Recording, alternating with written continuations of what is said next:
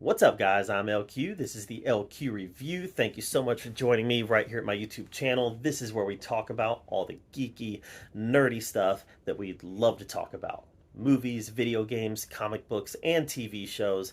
And right now, I'd like to give you guys my review of the Batman. Now, I'm not going to go too deep into this. This is something that has been well reviewed by every YouTube critic that there is out there. Um, and I just thought I'd kind of give my thoughts on it because um, it is a movie that I was very excited about, and it is a movie that a lot of people are talking about right now. So, The Batman. First of all, I loved it. I absolutely loved it. When I got done watching it, I remember saying to my friends, I'm not ready to say that it was better than The Dark Knight. I'm probably going to need to rewatch it a couple times to make that declaration, because I think The Dark Knight is a darn near flawless movie. So to automatically come out and say it was definitely better than The Dark Knight after seeing it once, I don't think is fair to The Dark Knight or to the Batman, to be honest with you. So let me read to you what I put on social media about the Batman. About the Batman. I said, okay, so the Dark Knight trilogy is special, and I'm not ready to say that the new Batman is better than the Dark Knight, but it is so good. As grounded as the Dark Knight was, this movie felt considerably more realistic. It was far more violent than the Dark Knight. I'm actually surprised it didn't get an R rating. Riddler was 30% classic Riddler, 30% the Zodiac Killer, and 40% Jigsaw from the Saw movies. This version of Batman is almost animalistic in his fighting style. He's not as calculating as Christian Bale Batman. He is fueled by his rage.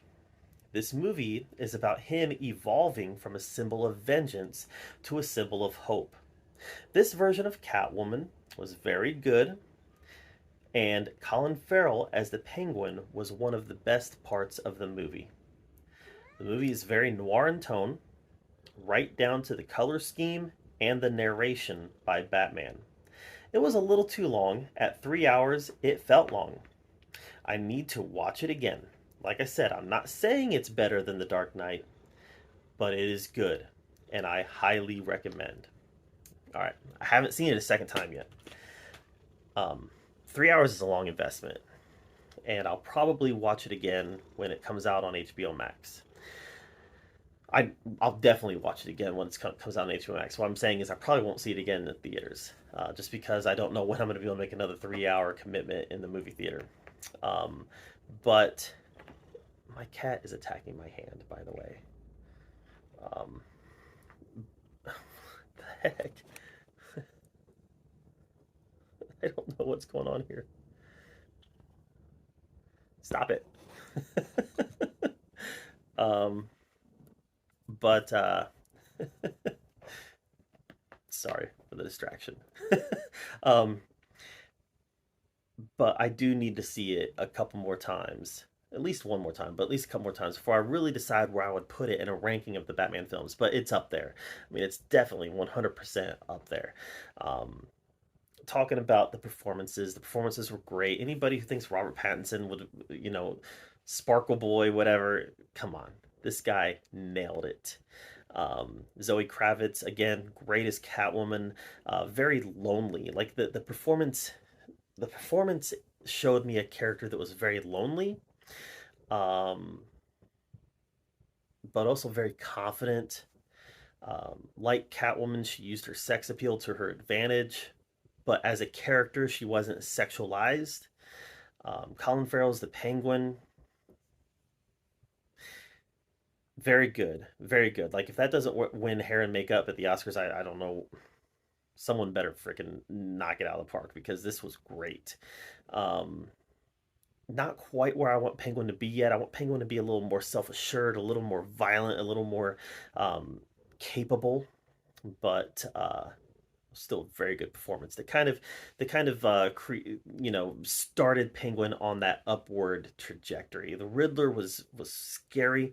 I knew right away in the beginning of the movie. when the mayor walked off screen and we saw Riddler's eyes glowing in the background, the glasses. I was like, oh, we're in for something here. Um, the feel of the movie I thought was fantastic. Noir, I love the narration. Like the narration is what really got me, and the color scheme. This red color scheme that the movie had. It, guys, this was a really good movie. Just it was beautiful. It was a beautiful movie to watch too, and yeah, I can't recommend it enough. If I did have any nitpicks, obviously being a little bit too long, I think there was some stuff that maybe didn't have to be in there and maybe didn't have to be as drawn out as it was. 3 hours is a long time, especially for a first film. Like Avengers Endgame can get away with it because it was this massive build-up, but this was the first film and it was very overstuffed, maybe a little bit too stuffed. This is a nitpick, by the way, because I really like the movie. Another nitpick would be the Joker scene at the end. Um, I felt like that was kind of tacked on. Like it didn't really mesh with the rest of the film. Um, and I'm not sure how this version of the Joker will mesh with what they established here in the first movie. They didn't give us enough for me to really. They didn't give us enough of this version of Joker for me to really decide, but there was just something about it that felt a little off to me. Overall, fantastic movie, phenomenal experience. Can't recommend it enough. Go to the theater and see it. I give The Batman an A. Is it better than The Dark Knight? I don't know yet. Right now, if I had to make a decision today, I'd still say The Dark Knight is the better movie, but there's certainly stuff about The Batman that I do like better than The Dark Knight.